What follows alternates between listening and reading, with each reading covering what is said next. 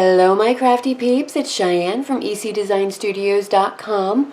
I've got a fun little video for you today. We're going to be making what I think is a fairly simple card. We're going to be using some of the celebration stuff. Remember, celebration ends March 31st.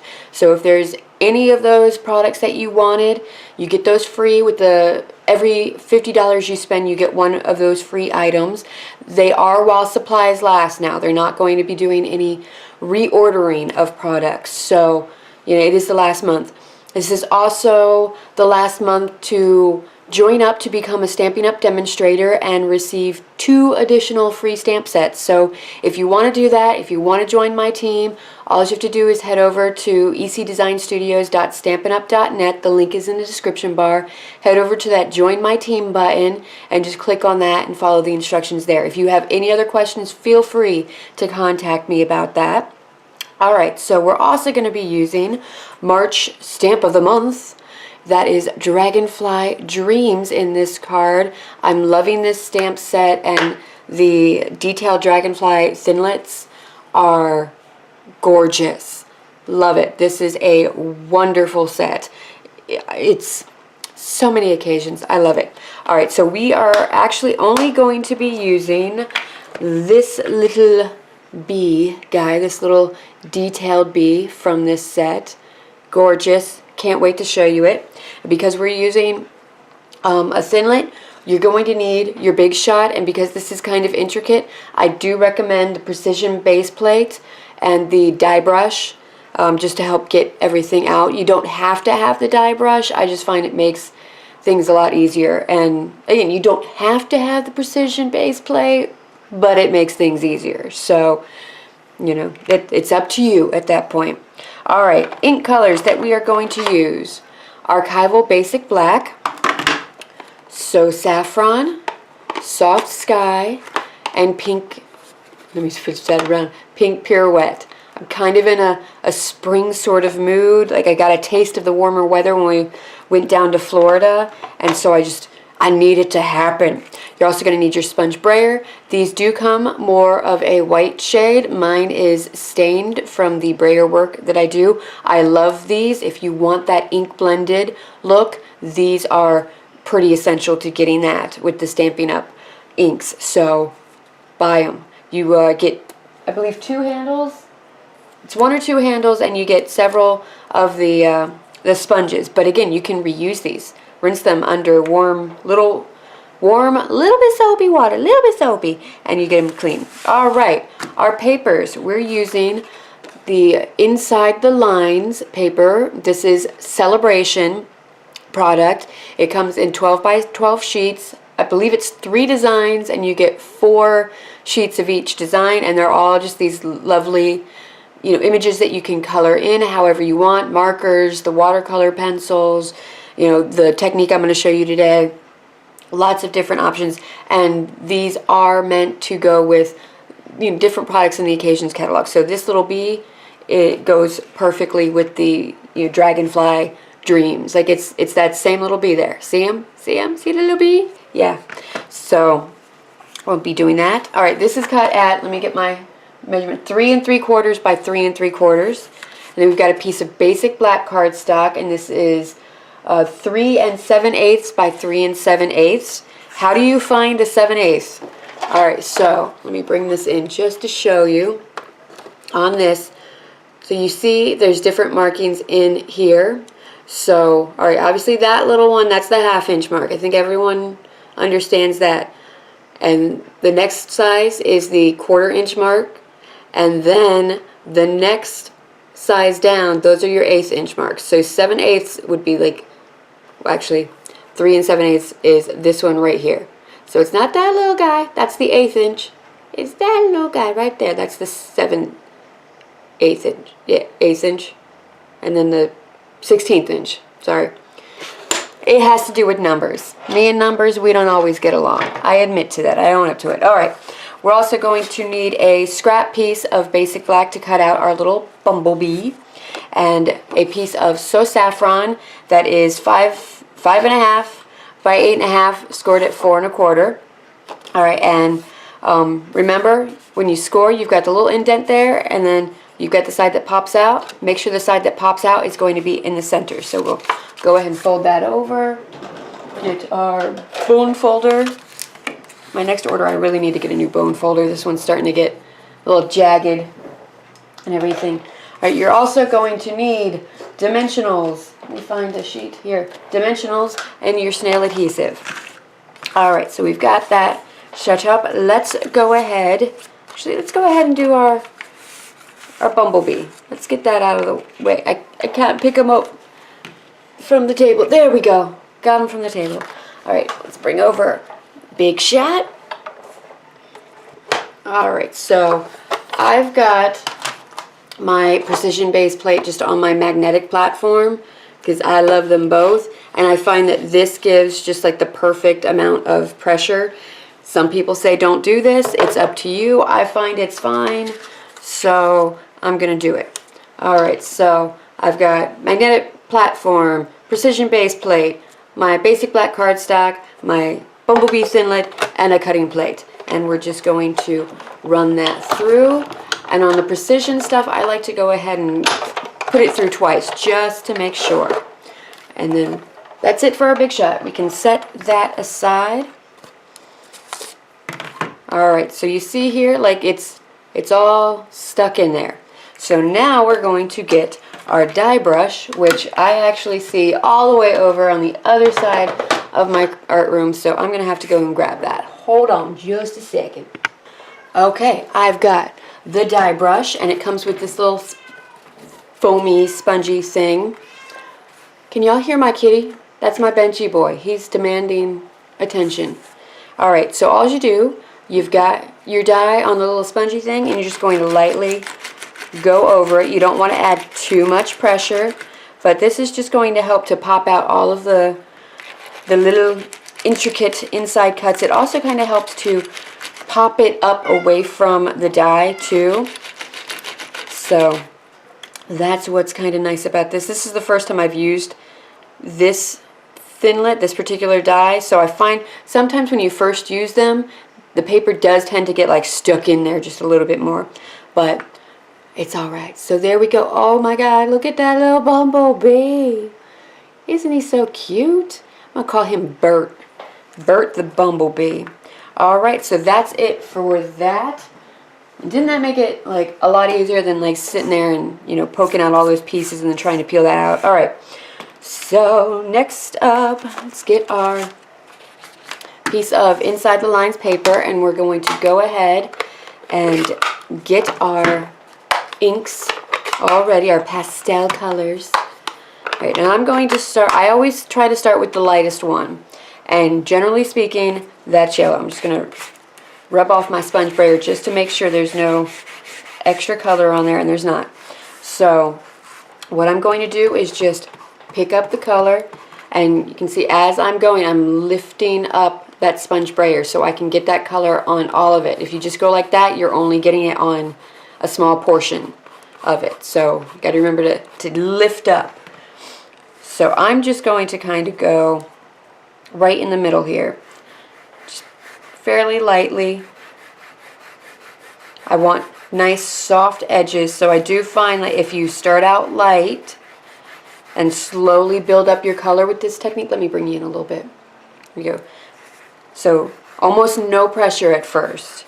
Just get that nice little gradation started, and then you can start to build it up in the center.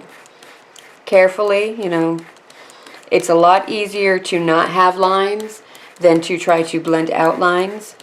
So that's it. I just want that nice little bit, and now I'm swing you over here. As you can see, I'm just running this along, and pick it up so that you're making sure that excuse me, the ink is getting off of all of it. Alright, so now that we've got our So Saffron, I want to go to the Pink Pirouette. So again, just running it over and lifting it up, getting it inked up. And this is a good way, like these colors are good colors to practice this technique with because they are pastel colors. There's not a whole lot of pigment to them, so you can really work out your technique. Alright, so again, a little bit of a light pressure at first, and then as it's going down, I'm going to go ahead and put on more pressure, get more ink. You might find with the pastel colors, if you're wanting to get more of that color on, you know what, because I'm working with pastels, I think I want to change out my sponge tip.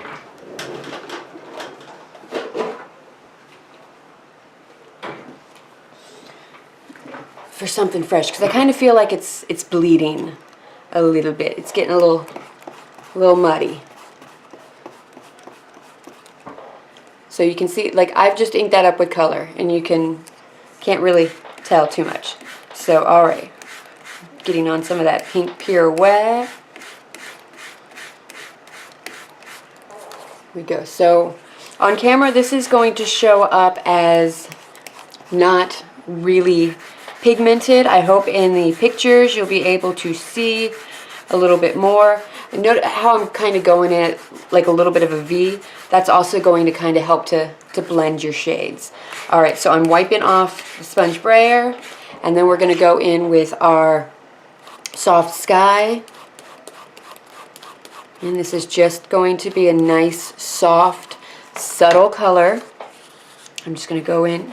Again, barely any pressure at first, and I'm kind of going back and forth, up and down, just trying to spread and blend that color out before I'm really going to go in there with the color at the bottom. And you're going to notice, I mean, these are primary colors. You know, you've got red, yellow, blue, so you're going to get a nice little rainbow effect going down it. So where the Pink Pirouette and the So Saffron are meeting, you're going to get a little bit of like a tangerine color. Where the Soft Sky and the So Saffron are meeting, there's going to be a little bit of a green color. Just a nice, soft, pastel, springy wonderfulness happening here. So you can kind of see it. Again, I'm going to post pictures. There's always pictures on my blog post, the coordinating blog post. So if you want to see it, like it's more in real life. It's still soft and subtle, but you can see it better in real life than I'm feeling I can see through the viewfinder here. So alright, that's it for that. Like, Sponge Brayer, fantastic product. You need this in your life. Like, kind of feel like the Stampin' Up, the papers, the inks, the Sponge Brayers, and all of their like coloring tools, like this is where it's at. Alright, so now we are pretty much almost done with this card. Isn't that wonderful? Like, just, hey, well, you can kind of see it a little bit further out. See that color? So nice. Alright, so I'm going to get some SNAIL adhesive. I'm going to go ahead and pop it on to the 3 7/8 by 3 7/8 piece of basic black cardstock. There we go. So see how that just kind of, basic black is always going to make it pop, and I'm loving like the little thinner border that I've been doing lately, that I've gotten into. And look at that, we'll pop that on, and that's just going to be, Alright, so here's our sentiment. We're using the To a Wonderful Friend from the Dragonfly Dreams set. There's a lot of nice, just everyday sort of sentiments on there, you know, especially if you're just sending like thinking of you cards, or hey, you know, to a wonderful friend, or you made me smile, I'm acknowledging you and I appreciate you. It's a great set for that. Alright, so I inked it up in Archival Basic Black, and I do kind of want to put it down here, kind of off center there. Just stamp that down, nice firm pressure. And there we go, To a Wonderful Friend. Got my Stampin' Mist and Stampin' Scrub right next to me, because that's how I roll. I recently washed my Stampin' Scrub, and yeah, what a difference that makes. It's nice that you can do that, because every now and again, like the ink just, it piles up onto that mat there. So let me show you. So So these mats, like they'll eventually start to just hold on to that ink. So you just rinse it under, you know, warm water, a little bit of soap, and let them dry, and then it's like brand new. So I find that to be wonderful. And I've also found it's kind of a good way to clean my clear blocks too. So I still have to go in with like the alcohol pads every now and again, but I find that's okay. Alright, now let's get some dimensionals onto the back of this. You could also use the foam strips. I've got to do a shaker card for you guys soon. It's in the works.